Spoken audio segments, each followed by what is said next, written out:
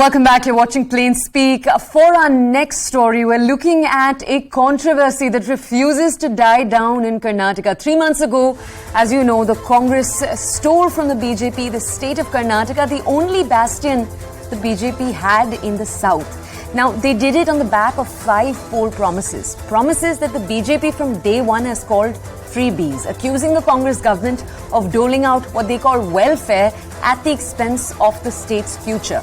Now, a day after a biting rebuttal from the state's Chief Minister Siddaramaiah on the continued controversy, today the Prime Minister and the Chief Minister actually met.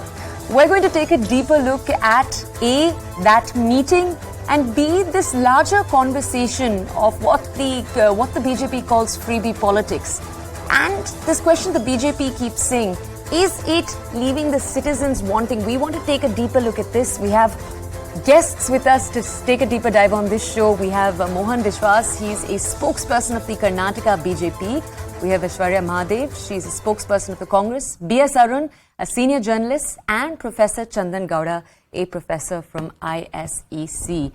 I'd like to ask all our panelists, we have a positive time, so I'm going to come over to each of you with one question. I'm going to ask each of you not to talk over each other. Professor Chandan Gowda, we had you on this exact topic 2 days ago when we first discussed this. And I'm actually going to open with a question similar to the one we asked you a little earlier. So we asked you to provide us an economic analysis of the main counterpoint that's come into this about 52,000 crores that will be required to fulfill those 5 promises. The BJP has said this is not an amount that is good for the Karnataka economy, that you're hurting other needs. So as someone with economic insight of how the Karnataka economy is performing, whether or not they can afford this, can you shed some light, sir? The amount you mentioned is about 16% of the overall budget. So it's not eating into the budget of the other departments that much. And it's well within the fiscal responsibility, criteria that they've mentioned. It exceeds it by a little bit, but still manageable because the tax revenues keep going up every year. That said, I would also like to compare other big, infrastructure commitments of the state. The metro gets 30,000, an equivalent figure almost. Bangalore gets 45,000 in all. So I wouldn't be excessively focused on just this and not look at the other components. And in a broad spirit of welcoming welfareist policies, I think it's a good start. And there are teething problems, as we can see in the first 2 months, but I expect them to get sorted out as we go on. But broadly speaking, a social security welfare net is something that we desperately need. And we need a fine way of thinking about it in terms of our resources, etc. It's a start. And I think we should give them a little more time to prove themselves and the effectivity of the programs. Okay, all right. Mr. Gowda, if I can ask you to stay, let's go over now to the other guests that we have with us right now. I want to go over to the BJP to get their response to that. Mohan Vishwas, a spokesperson from the Karnataka BJP, is with us. Mr. Vishwas, I just want to ask you, as the professor has made clear, the statement that keeps getting made that they don't have the money in the state of Karnataka, that isn't entirely correct. And Mr. Vishwas, what I want to come back and ask you also is that the BJP, when it comes to this entire concept that you call the freebie politics, the BJP isn't entirely innocent. In Madhya Pradesh, Shivraj Singh Chauhan has done exactly that. Under the guise of freebies, he too has introduced that a certain amount will go to women across the state of Madhya Pradesh. The Chief Minister Siddaramaiah in Karnataka has himself questioned the Prime Minister and said, don't various schemes of the Prime Minister's also look like freebies in some ways? So, Mr. Vishwa, what does the BJP have to say to that? See, first of all, good evening. Thank you for having me in the show. See, what I want to make here is there is a difference between social welfare scheme and freebies. You just quoted a scheme of Shivraj Singh Chauhan ji in the state of Madhya Pradesh, which got introduced way back in February 2023, okay? Whereas election is happening in December. So that was a scheme which got announced. Later on, the Congress copied the scheme over here in the state of Karnataka, and they said. So what I want to make over here is See, there is a difference between social welfare and freebies. Here in the state of Karnataka, Congress announced this scheme only for the sake of winning election, not for the sake of uplifting the poor. That is hurting. Sir, so that that's is what I'm trying to telling. understand. How can so you... if you look at one the second, sir. kind of... I do want to come No, in with a counterpoint. Let me finish. No, Let sir, I me do finish, want to please. ask you here. I'm not entirely No, let me understanding. finish, Your please. point is that it's okay that Madhya Pradesh did this because it's 6 months before the elections. But, sir, that's close enough, isn't it? No. What I'm telling is Congress did only for the sake of winning elections. And now they're, that hurting the Karnataka economy. Let me tell you, there was a letter written by an SP of Yadgir district yesterday to the police officer stating that there is no money from the government to pay the salaries. And also there is no money to pay the salary of KSRTC employees. And there is no money to pay the salary of Northeastern Karnataka state employees. And also 18 MLAs signed a letter and sent to Mr. Siddaramaiah stating that they are not getting a proper money for their respective constituencies for the purpose of development.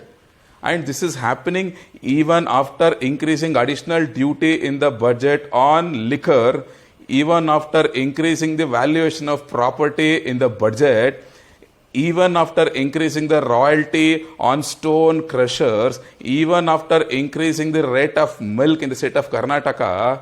So even after increasing all these things, if they are unable to make the payments, means what's happening in the state? But, sir, one second, I must ask you, we did speak to an economic specialist who said, look, when you take a look at the overall situation, checks and balances, everything's in place, nothing to worry about. To that, what do you have to say?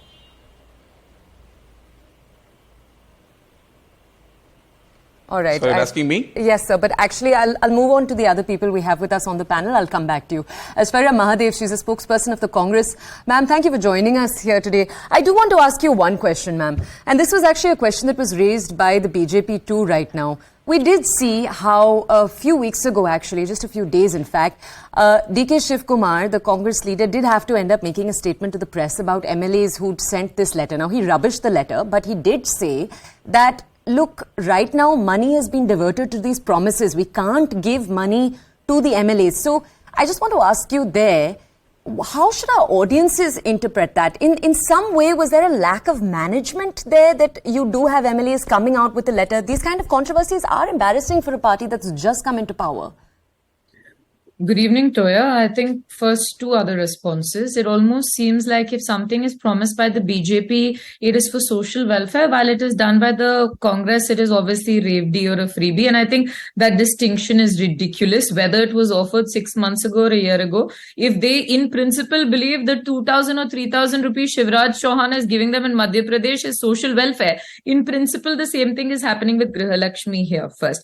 Second thing is, the problem with the BJP is this. They, in what they did not do in their 5 years and did not fulfill any of their promises because their manifesto is 98% completely unfulfilled. But they have these unnatural expectations to expect the Congress to make sure everything is 100% functional from day one. We are trying our best because we inherited the losses of the BJP, the regime of corruption of the BJP that we have to fix. And what Mr. K Shivakumar said, and I will concede, if a government has teething issues within the first 2 months where we're trying to accommodate budgeting for the fact that Bommai's last budget and the current budget have a mass difference in planned and unplanned expenditure and where we're going to get the money from, it is a tiny period of time where this inconvenience is going to happen. All the MLAs who, whether they wrote the letter or not, have been reassured that they are constitutionally anyway guaranteed their MLA funds, MLADS anyway comes to them, and we will ensure that the 20,000 crores odd of tenders which are being re-examined will be released soon enough so infrastructure development can also take place. And as Professor also rightly pointed out, this 50,000 crores of social welfare, especially in a time of price rise, inflation and unemployment, is necessary for people in my state. And in a budget size of 3.27 lakhs, I think it is something, it can be accommodated. And let's be honest, The BJP, I don't know why the BJP wants us to be like their leaders, where I would promise 15 lakhs and nothing happens, 1.5 times MSP, nothing happens. And that is the reality for them. We are working, we have delivered what we promised, and they have a problem with that as well. Aishwarya, we do have a paucity of time, so let me just quickly ask you, then I want to go over to our fourth panelist. So then when you had the MLAs come out and voice this, was that a mismanagement, miscommunication? Were they not entirely conveyed to that, look, we're going to have to come back to you in some time? Was there miscommunication there?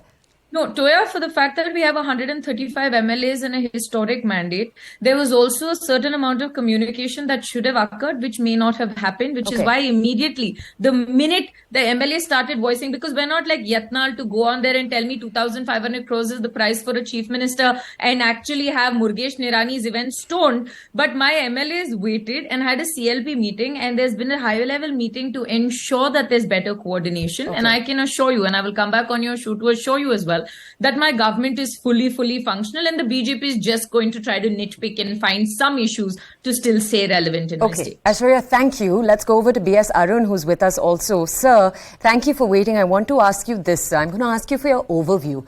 Tell us, sir, how do you see these developments? The fact that the Prime Minister is really choosing to lead the charge with this point, that there is freebie politics taking place in Karnataka and that the Karnataka government isn't equipped to deliver on its 5 promises.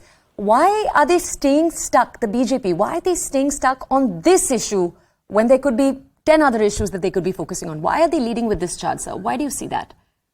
Maybe it's a high time that the BJP stops saying this because of the sort of a mismatch in the programs that their own governments have announced and the criticism that they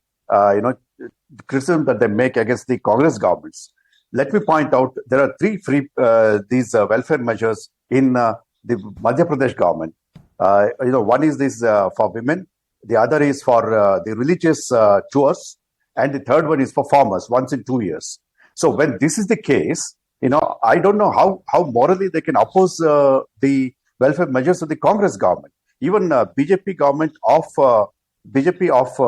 Gujarat before the elections had announced a couple of such programs. And how can that be different when it comes to the Congress government? It's freebies. I can't understand this basic factor. But Mr. Arun, can I just understand from you, because you are a senior journalist, I'm also asking you for your perspective here strategically. Why do you think the BJP is then continuing to choose this to be the pillar on which they attack the Congress on? I think, the Prime Minister needs to be possibly made aware that, such programs are there in other states ruled by the BJP also. Maybe he is not aware. Maybe more and more the Congress says about this, like Siddaramaiah said today about, Karnataka unit of the BJP in their manifesto promising these 3 cylinders for 3 festivals like Ugadi and Ganesh Chaturthi and Deepavali. So 3 free cylinders, are they not the freebies? If 5 guarantees are the freebies, are the 3 cylinders not freebies? Are these religious tours not the freebies? I mean, if these questions are asked to the BJP people, perhaps they will say, yes, they are. I think the people at the higher echelons of the BJP must be made aware of this. I think then only they will Unfortunately, sir, we won't actually be able to go to the BJP and get this response, even though they are with us on the show. We've run out of time. I'd like to thank all my panelists for joining us this evening. Thank you for coming. This is Plain Speak. We've taken a deep dive into a second topic. Thank you for staying with us over this last 1 hour. This is Plain Speak on CNN News 18.